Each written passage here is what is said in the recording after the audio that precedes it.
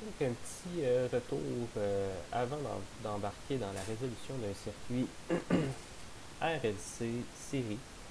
Donc, dans un circuit alternatif, quand on place un condensateur, une bobine et une résistance en série, euh, il est important de comprendre le nom de chacun des composants. Donc, on a C1 qui va être pour mon condensateur, L1 pour ma bobine, R1 pour ma résistance, et AC, ça va être la source. On va lui donner des valeurs tantôt. Donc, à la source, tout ce qui est en bleu, en haut juste ici, ça va être le Z, donc l'impédance, ce qui va être l'équivalent de la résistance équivalente. Le courant total du circuit, donc I total en ampères. Ma tension de source en volts et ma puissance apparente. Donc la puissance à la source qui va être en S et son unité, le volt-ampère. Pour la ligne en rouge, donc avec le symbole rouge, la ligne rouge juste ici, la résistance en ohms, le courant qui traverse la résistance. On est en série, donc le courant va être le même que la source. Tension aux bornes de la résistance en volts et ma puissance réelle, donc la seule puissance qui va être en watts, ma puissance réelle. La réactance inductive qui, elle, va être en orange avec la bobine, donc XL qui est la réactance inductive en ohms aussi. Le courant total qui va être également le même que le courant qui va traverser la bobine IL en ampères. La tension au bord de la bobine. Ma puissance réactive QL en var, volt ampère réactif pour ce qui va être de puissance directement avec la bobine.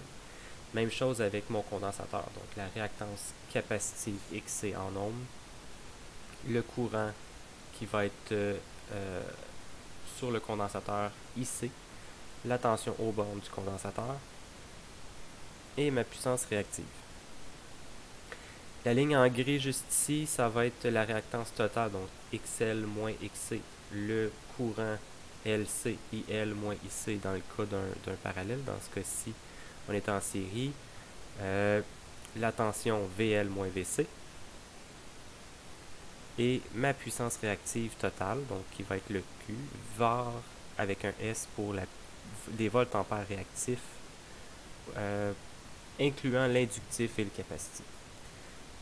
On a l'inductance en Henry, la capacité en farad, mon angle de déphasage ici à droite, mon facteur de puissance qui va être directement lié, et ma fréquence. Donc, de cette façon, on a tout ce qu'on a besoin dans notre tableau. J'allège un petit peu le tableau pour aider la simplification, enfin pas la simplification, mais plutôt la résolution. Donc j'ai placé uniquement les unités avec les noms, avec les symboles, dans le même ordre qu'on a vu précédemment avec les circuits à courant continu. Z qui va être mes ohms, mon courant, mes volts, je suis capable de faire ma loi d'ohm, et mon I, mes ampères, avec mon E, mes volts, I fois E pour trouver ma puissance. Donc la loi de puissance de gauche à droite. J'y donne des valeurs, donc 120 volts RMS, RMS qui est équivalent à efficace, 20 microfarad pour mon condensateur, 2 Henry pour ma bobine et 500 ohms pour ma résistance. Je peux placer chacune de ces valeurs-là directement dans mon tableau pour m'aider à visualiser plus simplement les formules à utiliser. Pour trouver mon XL et mon XC, les formules XL est égal à 2πfL, donc on avait 60 Hz pour le F, le L était de 2 Henry, et le XC, même principe, 1 sur 2πfC, donc j'ai mon 60 Hz et mon 20 microfarad. Les formules qu'on a vues précédemment, donc on ne détaillera pas ça ici. J'ai un XL 753.98 ohms que je peux mettre dans mon tableau et mon XC 132.63 ohms que je peux mettre également dans le tableau. On peut trouver le X total, donc XL moins XC, qui va me donner 621.35 ohms.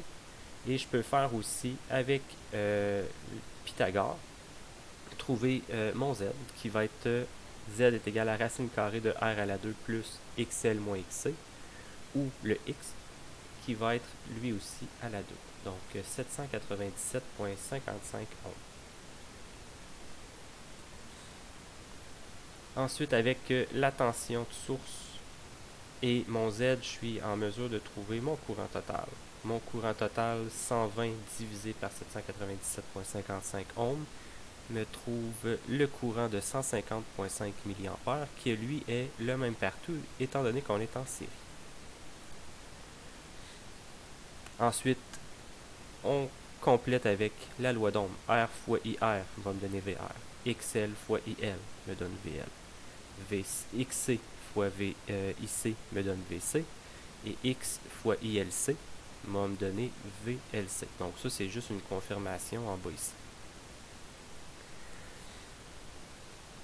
Avant d'aller plus loin, on va juste confirmer que le 120 volts est toujours valide. Donc on utilise la caractéristique en série, donc on additionne vectoriellement nos tensions. La racine carrée de VR à la 2 plus VL moins VC à la 2. Est-ce que ça me donne toujours 120 volts? Oui. Dans ce cas-ci, je suis certain que j'ai pas fait d'erreur avant d'arriver là. On trouve avec notre loi de puissance ensuite chacune des puissances, donc S et E fois I total, donc 120 fois 150,5 mA, P IR fois VR, QL IL fois VL, QC IC fois VC, et le Q total ILC fois VLC.